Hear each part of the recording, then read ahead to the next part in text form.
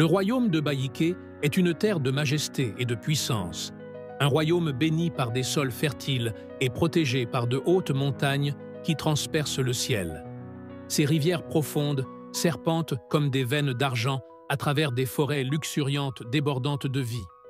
Ici, le peuple n'a jamais parlé des êtres marins, ni ne connaît les légendes de ceux qui vivent sous les vagues. L'océan n'est pour eux qu'une étendue lointaine, sauvage, mystérieuse, mais non miraculeuse. Et pourtant, en ce jour, un miracle arrive, dans un panier tressé.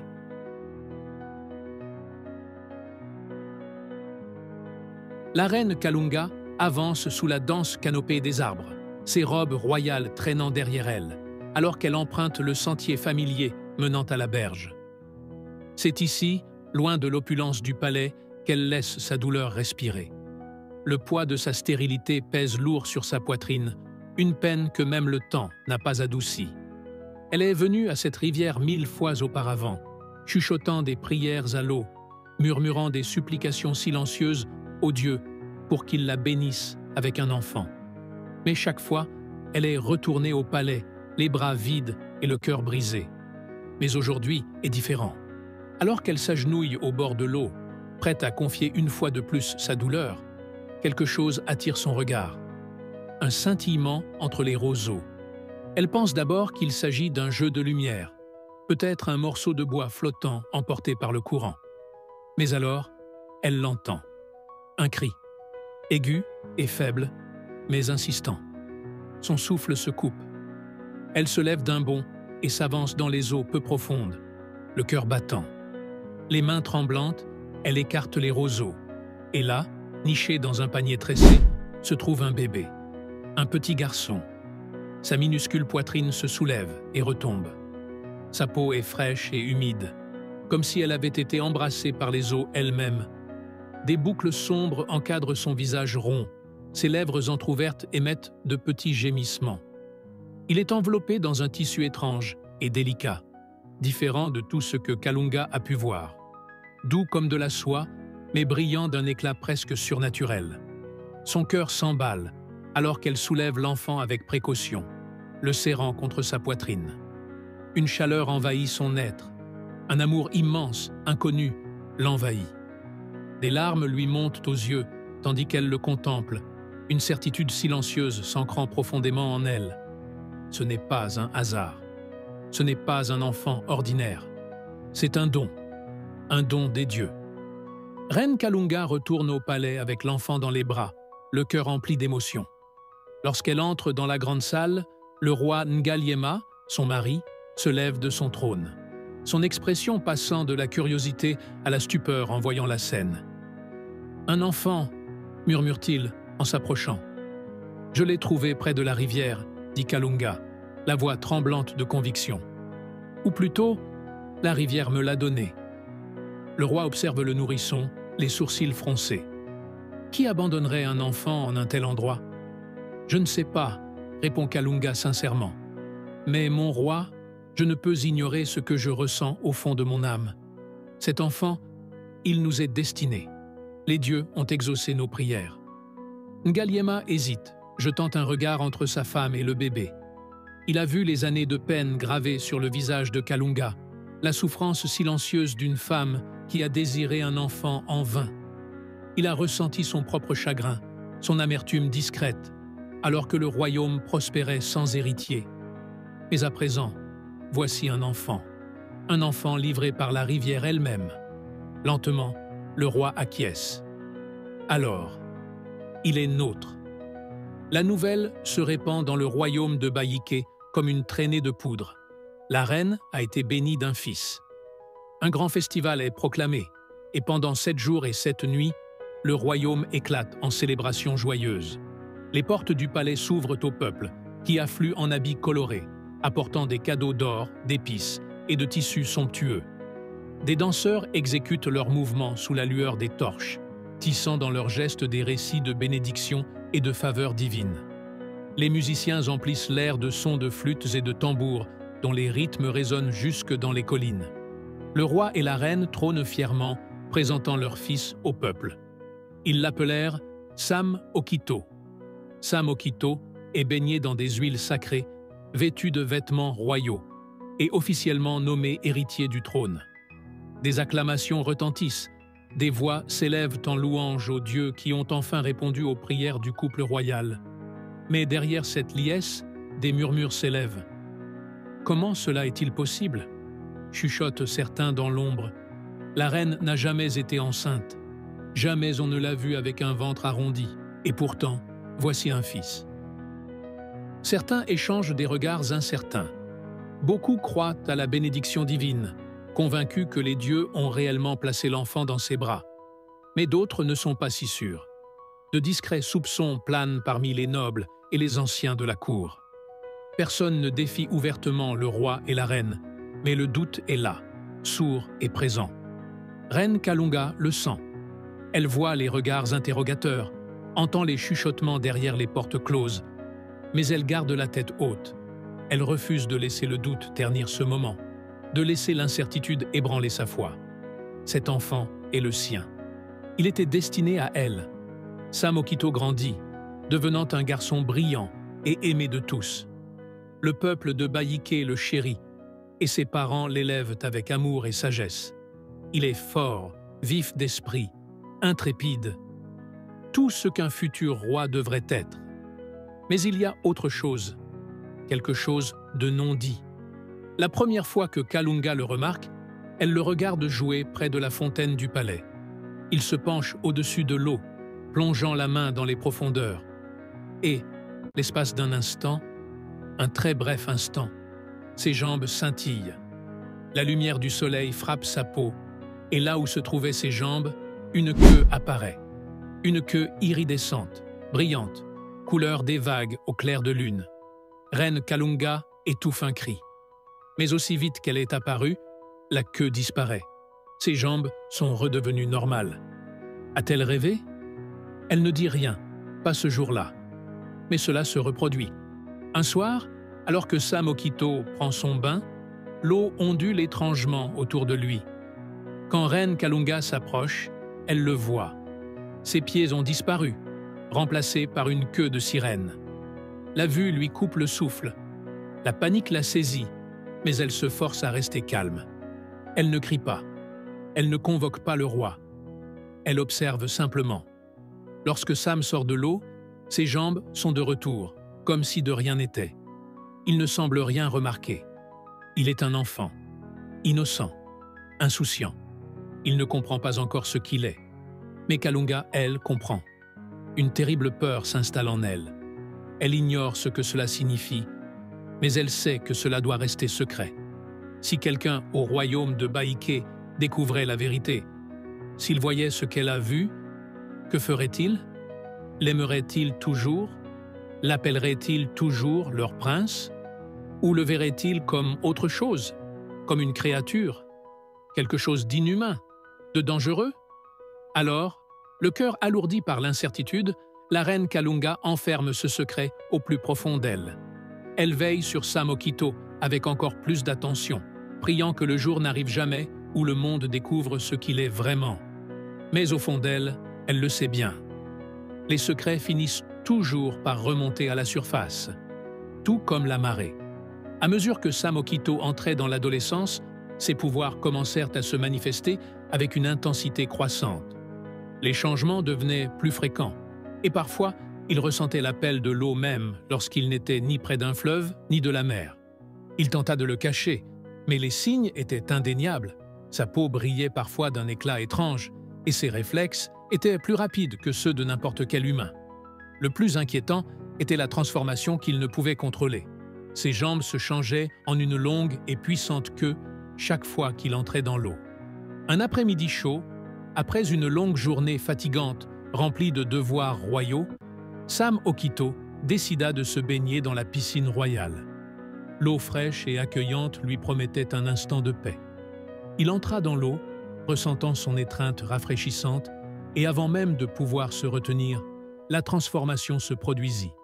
Ses jambes humaines s'allongèrent et se transformèrent en une queue scintillante. L'endroit, habituellement calme et paisible, fut aussitôt plongé dans le chaos. Les servantes royales, qui se trouvaient à proximité, restèrent figées, les yeux écarquillés de terreur en voyant le jeune prince se transformer sous leurs yeux.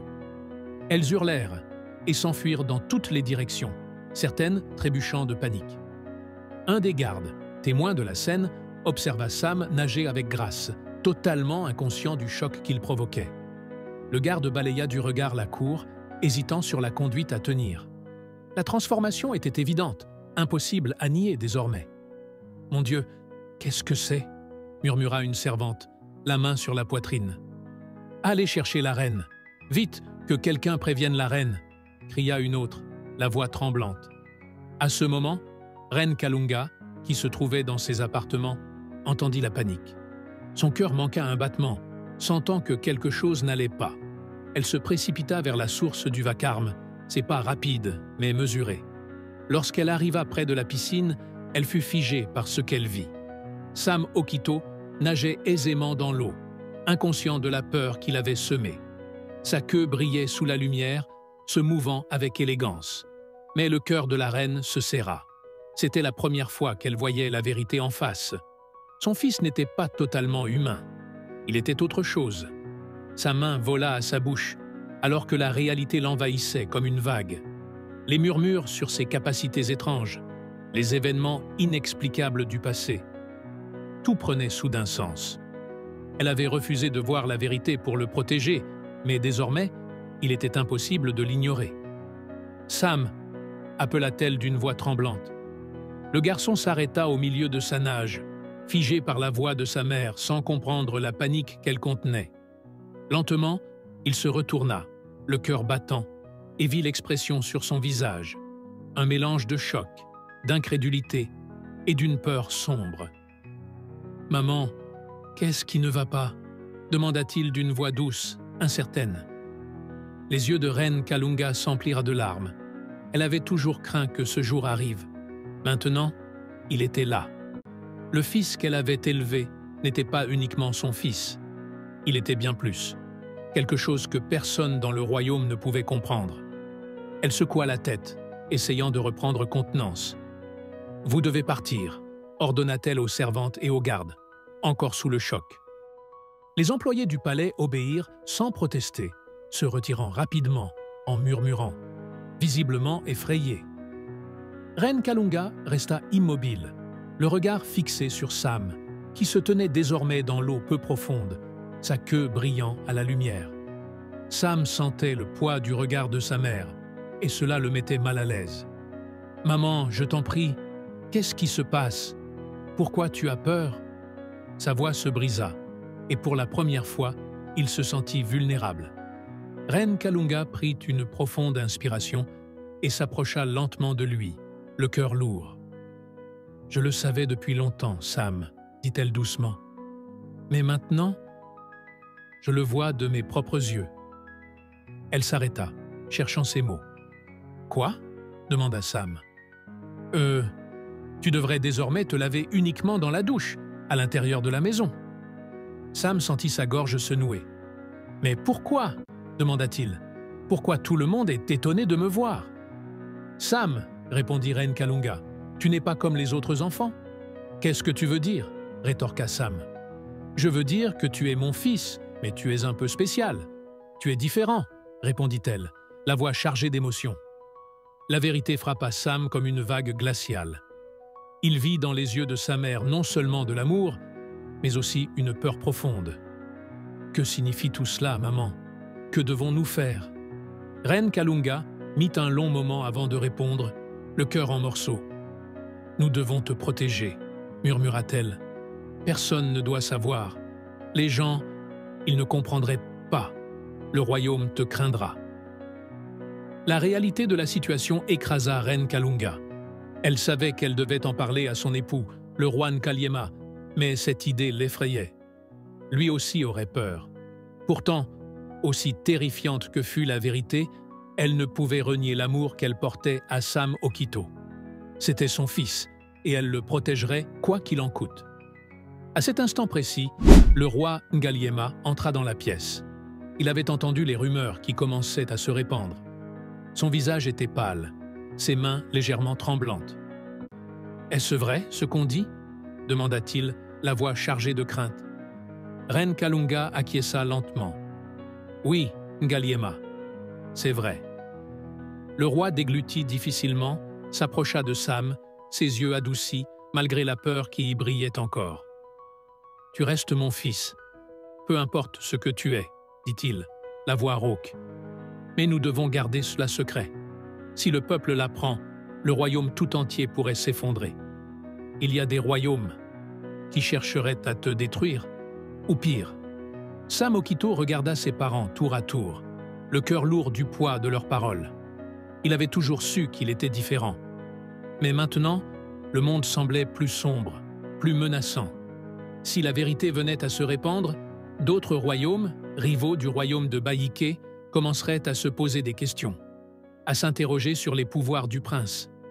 Au loin, les rumeurs commençaient déjà à courir, se propageant comme une traînée de poudre. Les peuples des royaumes voisins avaient déjà entendu parler d'un mystérieux prince capable de se transformer en triton. On s'interrogeait sur ses pouvoirs. Pouvait-on les contrôler? Ou représentait-il une menace? Certains royaumes voyaient en lui un potentiel allié, d'autres, un danger à éliminer. Et tandis que le secret du prince se répandait, l'avenir du royaume de Baïké était en jeu. Très loin, sous les eaux profondes, bien au-delà de la surface agitée, la princesse Adora, mère biologique de Sam Okito, errait dans les ruines silencieuses du royaume englouti de l'Umora, dévasté autrefois par la Grande Guerre des Océans. En effet, il y a 15 ans, une grande bataille, la plus sanglante du monde sous-marin, éclatait entre le peuple du royaume de l'Umora et Urama, un esprit maléfique qui voulait conquérir et assujettir tous les royaumes sous-marins. Le royaume de l'Umora est attaqué. Urama ravage tout par son passage. Le roi est mort. La reine aussi. Dans la lignée royale, il ne reste que la princesse Adora avec son bébé, issu d'une union entre Adora et un humain. Dans le palais royal, dissimulé derrière une muraille de corail enchantée, la princesse Adora berce son nouveau-né dans ses bras tremblants. L'enfant, âgé de quelques jours à peine, gémit doucement, inconscient de la dévastation qui engloutit leur monde. Adora dépose un baiser désespéré sur le front du bébé, le cœur brisé. Son époux, le prince Odesi, est parti au combat et n'est pas revenu. Le palais tremble sous chaque assaut de Urama, et Adora sait que les murs ne tiendront plus longtemps. Les larmes brouillent sa vision alors qu'elle prend la décision la plus difficile de sa vie. Son fils doit être envoyé loin de la destruction. Il n'a pas d'avenir ici, dans un royaume au bord de l'effondrement. Elle appelle ses servantes, les plus fidèles, et leur ordonne de préparer un berceau enchanté, tissé de sorts de protection transmis depuis des générations. Il emportera son enfant en sécurité, hors de portée de Urama. Le bébé s'agite, ses petits doigts se refermant autour de ceux d'Adora. La princesse étouffe un sanglot. Comment pourrait-elle se séparer de lui? L'envoyer sans savoir s'ils se reverront un jour? Les portes du palais vibrent. Des fissures zèbrent les murs de corail. La magie qui les protège faiblit. Le temps est compté. D'un dernier souffle tremblant, Adora dépose son fils dans le berceau, l'enveloppant dans la soie marine la plus douce. « Pardonne-moi, mon amour, » murmure-t-elle. « Pars, et reviens-moi un jour. » Tandis que le berceau enchanté dérive vers la vaste mer ouverte, portée par des courants invisibles, Adora regarde, le cœur en miettes. Les ténèbres se rapprochent, mais elle s'accroche à un dernier espoir, que son fils survivra, qu'il trouvera une nouvelle maison, et qu'un jour, le sang de la lignée royale des océans se lèvera pour reconquérir ce qui fut perdu. Le berceau contenant le petit Sam Okito dérive pendant des jours, bercé par les vagues, loin de l'océan qui l'a vu naître. La magie qui le protégeait commence à faiblir, sa lueur s'estompant alors que les courants le poussent vers une terre étrangère. Enfin, les marées s'apaisent, et le berceau s'échoue sur le rivage d'un lointain royaume humain, le royaume de Baïké. Dans les recoins obscurs d'une grotte sous-marine antique, les derniers survivants de la bataille contre Urama et son armée des ténèbres vivaient dans la peur constante. Le combat avait été brutal et impitoyable, et les survivants étaient peu nombreux, dispersés dans les eaux profondes, se cachant de la colère des forces obscures. Depuis 4 ans, ils vivaient reclus, incapables de s'aventurer au-delà de la grotte, devenue leur sanctuaire malgré eux. La princesse Adora, dernière descendante de la lignée royale, avait regardé avec agonie ses parents tomber au combat. Ils étaient morts en héros, défendant leur royaume, mais leur courage n'avait pas suffi à repousser les ténèbres. Adora, elle, avait survécu, tout comme une poignée d'autres qui avaient réussi à fuir vers les eaux profondes et troubles. Depuis ce jour, la peur était leur compagne, et le royaume sous-marin autrefois vibrant était devenu un lieu silencieux, abandonné, tandis qu'ils attendaient un miracle. Les années passèrent, et la princesse Adora devint la guide des survivants. Ses yeux étaient hantés par les souvenirs de la bataille et de sa perte, mais quelque chose la tourmentait sans cesse. Un sentiment profond, indéfinissable, que son fils, Sam Okito, avait survécu. Un jour, alors que les survivants se rassemblaient rarement pour chercher conseil, l'ancienne des jours, leur voyante, émergea des eaux sombres. Elle vivait là depuis des siècles, et elle n'émergeait que rarement, en cas d'urgence. Ses yeux brillaient d'une lueur étrange, et elle parla d'une vision, celle d'un garçon, loin d'ici, fruit de l'Umora, qui détenait un pouvoir inimaginable. D'une voix grave et rauque, la voyante évoqua la puissance grandissante de Urama, une force obscure qui devenait de plus en plus menaçante. Elle avait entendu des rumeurs venant d'un royaume lointain, parlant d'un garçon au pouvoir jamais vu auparavant. À la mention de ce garçon, le cœur d'Adora s'arrêta. C'était son fils. Elle le savait, sans l'ombre d'un doute. Son fils avait survécu. La magie protectrice qu'elle avait placée sur lui à sa naissance l'avait caché des yeux de Urama. Mais maintenant, alors que les ténèbres gagnaient en puissance, le moment était venu. Le garçon était la clé pour vaincre Urama et rétablir l'équilibre dans le royaume sous-marin. Les mots de la voyante étaient clairs. Si Urama trouvait le garçon, ce serait la fin pour la terre et la mer. Il devait retourner à l'océan pour maîtriser ses pouvoirs avant que Urama ne le découvre. Déterminée, la princesse Adora entreprit un périlleux voyage vers le royaume humain de Baïké. Elle traversa les vastes profondeurs de l'océan, un lieu de beauté et de danger, jusqu'à atteindre les côtes du royaume. La terre lui était étrangère, mais elle avança, résolue à retrouver son fils. Quand elle arriva enfin à Baïké, elle se rendit directement au palais royal, où la reine Kalunga avait élevé Sam comme son propre enfant. Adora rencontra la reine, le cœur lourd du poids de ce qu'elle devait faire. Elle lui révéla la vérité sur les origines de Sam. Il n'était pas de sang humain, mais un enfant de la mer, destiné à rétablir la paix entre leurs deux mondes. Il doit retourner dans le royaume sous-marin, expliqua-t-elle. Il doit apprendre à maîtriser ses pouvoirs. Sinon, Urama détruira tout. Mais en entendant cela, le cœur de la reine Kalunga se brisa. Elle avait élevé Sam comme son fils. L'idée de le laisser partir était insupportable. Elle l'aimait d'un amour maternel, et le lien entre eux était indestructible. Elle refusa. Peu importaient les conséquences. La princesse Adora, comprenant sa douleur, ne baissa pas les bras. Elle s'agenouilla devant la reine et lui offrit une solution, un cadeau, mais aussi un sacrifice. « Je peux vous bénir », dit-elle d'une voix douce mais ferme. « Je peux vous donner un enfant à vous. Un enfant qui portera votre héritage. Mais en échange, Sam doit revenir avec moi. La prophétie ne peut s'accomplir sans lui. » La reine était déchirée. Son amour pour Sam était immense, mais elle savait que l'avenir de son royaume et du monde en dépendait. « Je ne peux pas le perdre », murmura-t-elle, la voix brisée. Adora posa une main sur son épaule.